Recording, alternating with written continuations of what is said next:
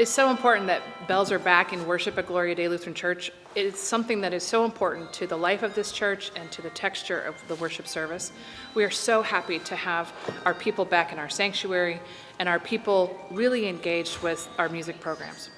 So the reason that I play hand chimes and handbells is because, for me, it's a way that I can continue to honor my dad.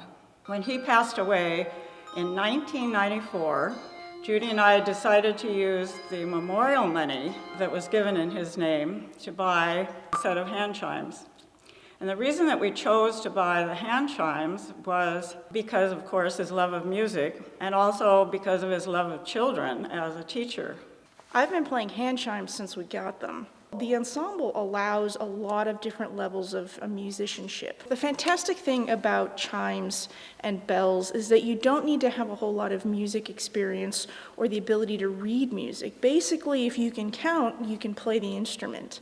I play handbells, or like to play handbells, because I do like music, but I'm not really super musically inclined. So handbells allows me to make beautiful noise and hang out with my friends. And when we play and we perform, it just really feels wonderful. So the hand chimes can be used with both adult and children's groups.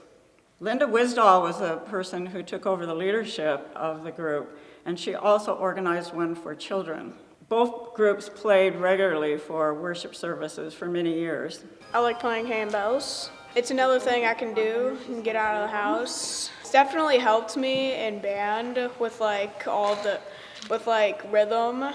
Matter of fact, I'm playing bass drum in band, so that's definitely helping. When Linda Wisdahl passed away, Jen McClendon took over the group.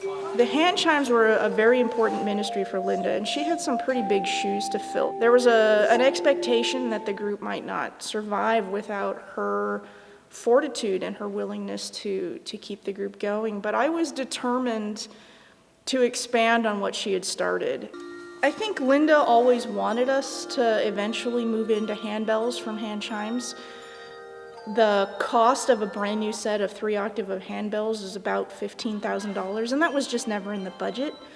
So we were fortunate when Grace Lutheran of Bellevue closed their doors a few years ago. They donated not only their set of handbells, but also the tables to go with them. And we've since incorporated all of the tables, both the Gloria Day tables and the Grace Lutheran tables, into the worship space, so the bells feel like they have a permanent home here in the sanctuary. It was a fairly easy transition to go from the hand chimes to the handbells. I've really enjoyed making music with a bunch of people, and it's been great to get to know some people in the choir. We've had these instruments for almost 30 years, and they're still being brought out to be played in worship on a regular basis. And I think that's a testament to how fun it is to play the instrument, the unique sound they bring to the worship space.